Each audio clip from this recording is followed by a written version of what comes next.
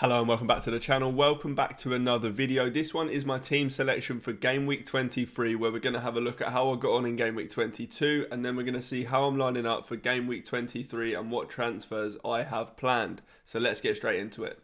Okay, 48 points for me in Game Week 22. That meant a green arrow from about 490k to 386k. So we're clawing our way back to where I was 5 or 6 game weeks ago. I was about 150k. And I completely dropped. Now, I used 3 free transfers. After rolling for weeks on end, I got to 5 free transfers, had to use some. I also had 4 Man City players, so I had to do something, and I used 3 free transfers. Now, they all paid off. Gabriel in for Dallo. Dallo scored 5 points. Gabriel got 8 points. Then I did Tavernier in for Shirky. Shirky got 1 point, I think, and Tavernier got 8. And then Enzo Fernandez in for Cunha, which Cunha did get an assist, so that's probably similar. But in general, a good week. The Arsenal clean sheet, obviously, so Raya with 6, Gabriel with 6. Now, I've been saying for weeks that those points don't matter for Raya because I only had 1 Arsenal defender and everybody had 1 or 2.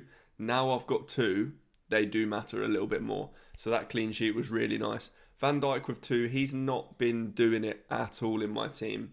I just think I've got other problems though, so I can't really see a world where I sell him this week or maybe even next week. I might just have to keep him, to be honest. I think I've got other problems, like I say.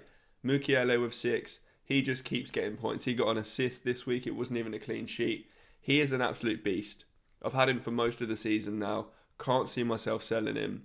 Can't see myself benching him very often, to be honest. Even in tougher games, he just seems to get points. And then the midfield and forwards didn't really do a lot outside of Tavernier and Enzo. So Foden with 1 point. He went off at half-time with a broken hand or broken bones in his hand. He did then play on Tuesday night though, so he is fine. It's just a bit annoying that he came off at half-time. Enzo with 6, as I mentioned, I'm happy I've got him in. That was a bit of a last-minute transfer in the end. If you watch my team selection video from last week, you'll know that I didn't really have that one planned. It was that I saw there was a leak that Cunha was being benched. I was going to keep Cunha and just do the other 2 moves, but I saw that Cunha might be benched. So I thought, okay, I'll sell him. I'll get Enzo in. He's got great fixtures. The assist was actually very lucky for Enzo. Very, very lucky. But I think he's been unlucky enough, not when I've owned him, but been unlucky enough in other games that it kind of evens itself out anyway. Anthony Gordon with 3. This was probably one of the worst performances I've ever seen from a Premier League footballer. Like, that's not even an exaggeration. He was so bad against Wolves. Newcastle in general were bad, but he was really, really bad. Since then, though, he has scored in the Champions League. So maybe that'll ignite something. I hope so.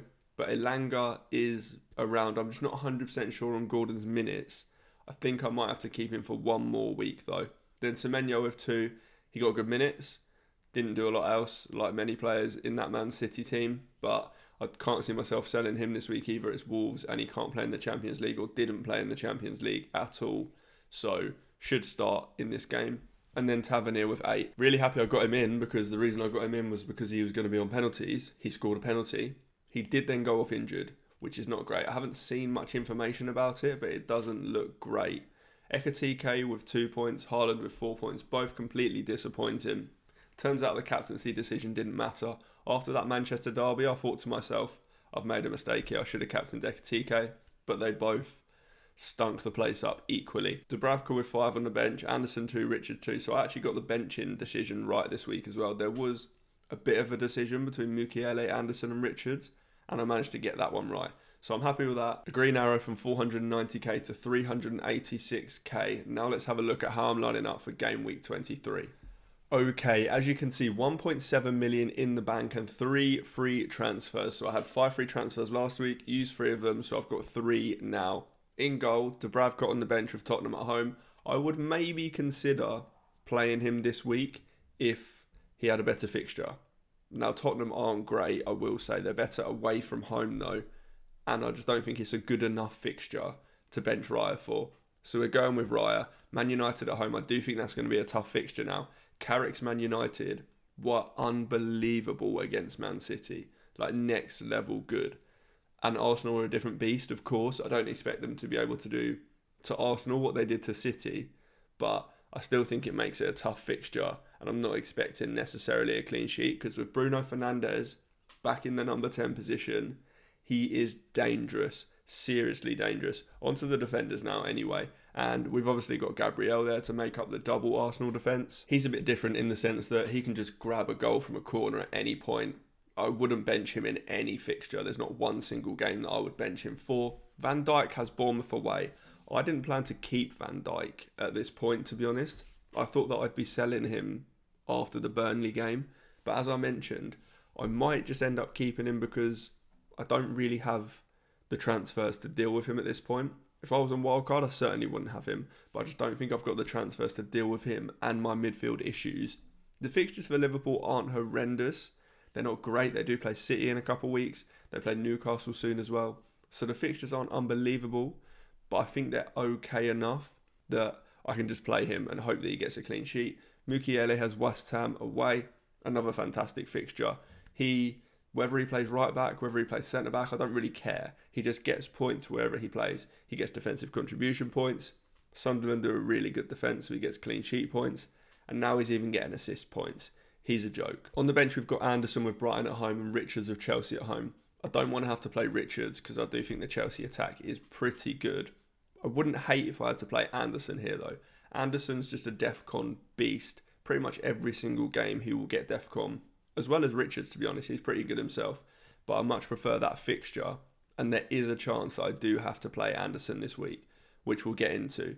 But for now, onto the midfielders, and this is where we've got Foden with Wolves at home, Semenyo with Wolves at home.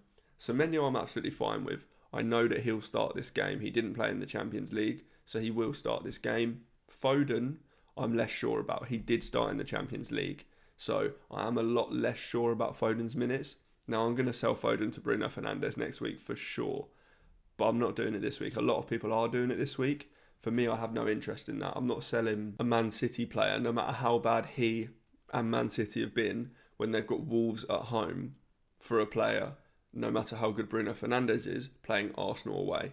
I'm not going to do that. I'm going to wait until next week for that. Yes, I'm losing out on 0.3 million probably, or maybe even 0.4 by the time I get to do it, to be honest, because Foden's going down in price.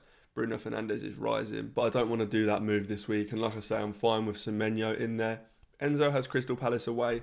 This fixture isn't unbelievable, but after this week, he has 4 perfect fixtures. So I'll definitely be keeping him, playing him this week. I may even get another Chelsea player next week because their fixtures are so good.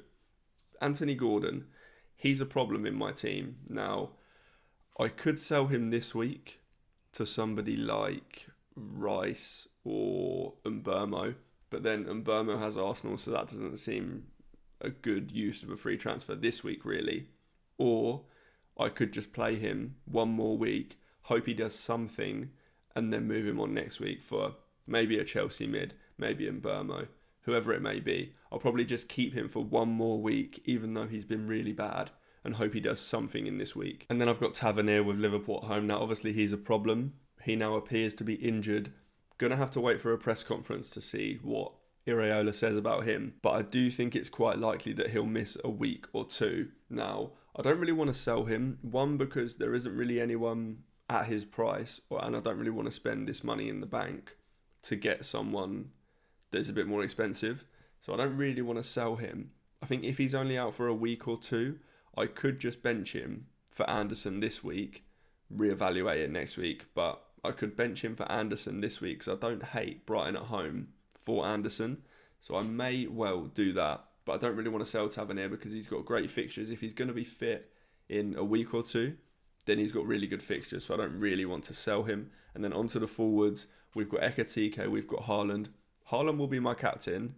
Wolves at home is obviously a fantastic fixture. Wolves have improved a bit of late, don't get me wrong, but the fixture's still really, really good. Man City and Haaland haven't been at it recently, we know that. Haaland hasn't actually scored an open play goal in over a month now. It was when they played West Ham in December that he scored his last open play goal. He scored 1 penalty since then, and it hasn't been great performance-wise either from him or City. But I'm going to give him Wolves at home for the captaincy because I don't have really any other standout options. It would only be Ekatike with Bournemouth away. Bournemouth defence is a bit of a mess. Less so at home, but they're still a mess. And Ekitike was someone that I thought, again, after the Burnley fixture had gone, I was going to sell him. I actually think I could just keep him now. I mean, Man City in a week or two isn't as bad a fixture as we thought it was. Newcastle, I think they play soon as well, like I mentioned. Again, not as bad a fixture right now as it would have been a few weeks ago. I don't think there's many better forward options. What I was going to do is take Ekitike down to Krupi and use Krupi as a 7th attacker and rotate him with like a 4th defender. Spend a bit more money in defence. And I may still do that at some point. I'm just not sure the transfers are needed to get rid of Ekitike when on the pitch and stats-wise, he's been brilliant. The last 2 games, he has been fantastic. He didn't score at the weekend, but his numbers were unbelievable. So I'm kind of fine just keeping him, I think, at the moment. So in terms of transfers, it's quite likely, weirdly given that I've got loads of issues, that I might roll this week and just use a load of transfers next week. Because next week it would be Semenyo, Gordon, Foden, all probably out to maybe Rice and Burmo Fernandes. I need to get a third Arsenal player at some point. It's whether I do Van Dijk to Timber or one of the midfielders to Rice. I don't really want to make that decision right now. And I don't feel like I need the third Arsenal player right now. So I can wait on that one. Bruno Fernandes I can wait on. If I'm getting Burmo, I can wait a week on. All of these planned moves can basically wait a week. And I can just try and stumble through game week 23 and then use a load of transfers. So that's what I think I'm going to do. It does depend on what Iraola says on Tavernier though. If he says Tavernier's out for ages, then I will sell him. Not sure who I'd buy because I would want it to be someone pretty cheap as well. Could just be someone like Harry Wilson or something like that. I'm not 100% sure. I'd need to look into that a little bit more. Or Elliot Anderson maybe. Someone along those lines that isn't too expensive. Another option actually, thinking about it, is Iliman and Jai. He is now back from the African Cup of Nations. He is absolutely fantastic. We saw it at the start of the season on penalties. Pretty cheap at like 6.2 million, I think. Grealish is now out for maybe even the rest of the season or a lot of it. Should be playing on the left in his natural position as well. So he is someone that I could look at if Tavernier is out because I've got 1.7 million in the bank. But that is all for this one. If you liked the video, make sure you hit like. Make sure you're putting any questions you got in the comments on my team, your team, on anything. Put them in the comments. But that is all. I will see you in the next one.